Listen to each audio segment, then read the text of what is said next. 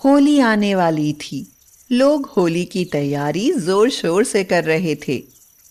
भीड़ भरी सड़क पर एक 10 वर्षीय लड़का ठेला लगाए हुए खड़ा था, जिस पर गुलाल, अबीर, रंग और कुछ चिप्स पापड़ बेचने के लिए रखे थे।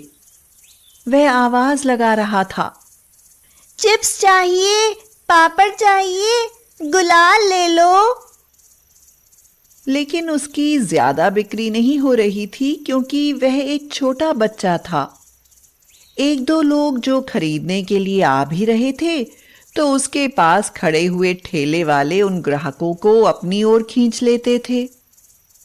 वहीं सड़क के पार सुंदर मकानों में एक मकान में एक महिला गीता अपने बेटे से कहती है, 4-5 दिन से काम वाली भी नहीं आ रही है।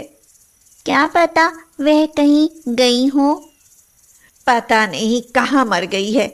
बेटा, तुम ऐसे लोगों को नहीं जानते हो, यह बड़े चालाक होते हैं। इन्हें दूसरे की तकलीफ का ख्याल ही नहीं रहता। यह गरीब लोग ऐसे ही होते हैं। मम्मी, क्या पता वो आंटी बीमार हो, उनके घर जाकर देख लेना चाहिए ना। अगर हम उनके यहाँ जाएंगे ना, तो वो बीमार नहीं भी होंगे ना, तब भी बीमारी का बहाना बनाकर हमसे पैसे ऐंठ लेंगे। मेरी भी तबीयत ठीक नहीं है, इसलिए नाश्ता बनाने में देर हो गई है। जल्दी जल्दी तैयार हो जाओ, स्कूल बस आ गई होगी। चलो, मैं तुम्हें बस तक छोड़ देती हूँ। गीता अपने बेटे को सड़क पर लाई। वहां दूसरी साइड में स्कूल बस खड़ी थी, पर अभी जाने में थोड़ी देर थी। आज 4-5 दिन हो गए थे, काम वाली नहीं आ रही थी। भुनभुनाते हुए जैसे तैसे काम निपटाया था। असल में रानी झाड़ू पोछा बर्तन ही नहीं बल्कि खाना भी बना दिया करती थी। वह बेहद हंसमुख, ईमानदार और मेहनती थी। गीता सड़क पर ठेला लगाए हुए लड़के के पास से निकली। आंटी, होली के लिए सामान खरीद लो। नहीं, अभी नहीं, बाद में खरीद लूंगी। और यहां से यह घटिया सामान नहीं लूंगी, मैं तो मॉल ही जाऊंगी। आंटी, थोड़ा सा ले लो, मेरी बिक्री नहीं हुई है। थोड़ा सा ही ले लो, कुछ ना कुछ तो पैसे आ जाएंगे। आज मैं घर जाऊंगा तो मेरे पास खाने भर के लिए भी पैसे नहीं हो पाए हैं। मेरी कोई बात नहीं, पर मेरी माँ और छोटी बहन भी भूखे रहेंगे। मम्मी, ले लो ना सामान। ऋषभ ने जिद की तो गीता को गुस्सा आ गया। वह उसे डांटते हुए बोली, नहीं लूंगी। और ऐसा कहकर वह आगे बढ़ गई। ऋषभ खड़ा रह गया। उसे उम्मीद थी कि माँ उसकी बात मान लेंगी। तभी तेजी से चलती हुई एक कार आई, जिसे ऋषभ देख नहीं पाया। बच्चों, ऋषभ! यह चिल्लाते हुए पराग ने ऋषभ को ठेले के पीछे धक्का दिया और खुद भी गिर पड़ा। कार पराग के ठेले को टक्कर मारती हुई चली गई। ठेला सड़क पर उलट पड़ा और उसका सारा सामान जमीन में तितर बितर हो गया, जो धूल में मिलकर बेकार हो गया। पराग ने ऋषभ को बचा लिया था। गीता बहुत डर गई थी। भगवान का लाख लाख शुक्र है कि तुम दोनों ही कार से साफ बच गए, लेकिन ठेला टूट गया है और सामान सब बर्बाद हो गया है। पराग रो रहा था।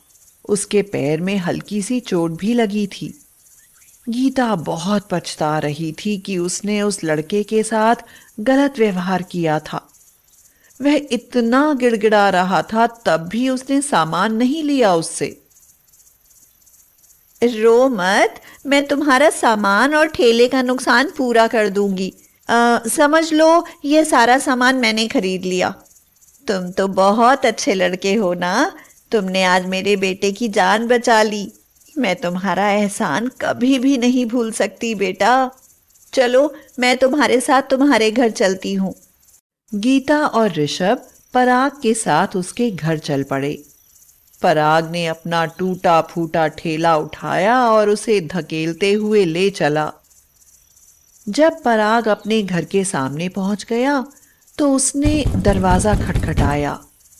दरवाजा रानी ने आकर खोला, जिसे देखकर गीता चौंक पड़ी। अरे रानी, तुम यहाँ? यह तुम्हारा बेटा है और तुम काम पर क्यों नहीं आ रही हो? जवाब में रानी फूट फूट कर रोने लगी।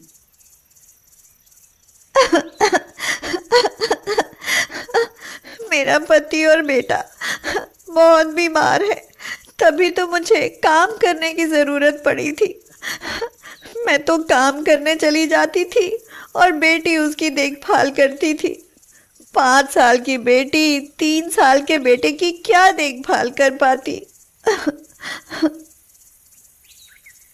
अब गीता ने चारों ओर देखा। सामान के नाम पर एक टूटी चारपाई, खाना बनाने के थोड़े बहुत बर्तन और कुछ और सामान था। रानी अपनी गोद में बच्चे को लिए हुए थी। उसकी हालत बहुत खराब थी।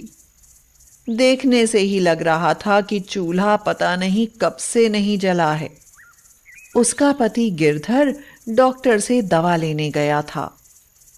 गीता बोली, इसकी अच्छे डॉक्टर से दवा कराओ।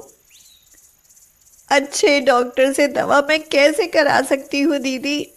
8 दिन से तो मैं काम पर भी नहीं गई। कौन पैसे देगा मुझे? इसी वजह से पराग अपने बापू का ठेला लगाने गया, लेकिन उसका सामान भी नहीं बिक रहा। गीता ने अपने पति को अर्जेंट फोन किया। सुनो विपिन, तुरंत 5 लोगों के लिए खाने पीने के लिए कुछ सामान लेकर आओ। अभी अर्जेंट 2 लोगों को अस्पताल में भर्ती कराना है। ऋषभ का एक्सीडेंट होते होते बचा है। बाकी बात घर आने पर बताती हूँ। लगभग 1 घंटे बाद ढेर सारे फल और खाना पैक कराकर विपिन रानी के यहाँ पहुंचा। उसे सारा सामान देकर उसके पति गिरधर और उसके बच्चे को हॉस्पिटल में एडमिट करवाया। विपिन को गीता ने बताया, मैं तो गरीब लोगों को बहुत मतलबी और चालाक समझती थी, लेकिन मुझे बहुत पछतावा हो रहा है कि मैं कितना गलत सोच रही थी। आज इस लड़के ने हमारे ऋषभ की जान बचाई है। डॉक्टर साहब, अच्छी से अच्छी दवा करनी है। अगर कोई ज़रूरत हो तो मुझे फ़ोन कीजिएगा, मैं दवाइयों का खर्चा दूंगा। रानी को पूरे खर्चे के रुपए देकर गीता और विपिन घर लौट आए।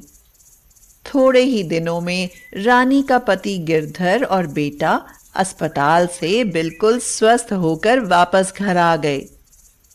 विपिन ने अपने ऑफिस में गिरधारी को नौकरी दिलवा दी और रानी गीता का काम करने लगी। गीता के आलीशान मकान में बहुत सारे कमरे थे। गीता ने एक कमरा उन लोगों को रहने के लिए दे दिया। इस बार की होली गिरधर और रानी के लिए ढेर सारी खुशियां लेकर आई थी। अब ऋषभ पराग के साथ खूब खेलता था। गीता ऋषभ और उसके दोनों छोटे भाई बहनों के लिए कपड़े और मिठाइयां लाई थी। इस बार ही नहीं, अब गीता ने रानी की हर साल की होली रंगीन कर दी थी और उनके जीवन में खुशियां भर दी थीं।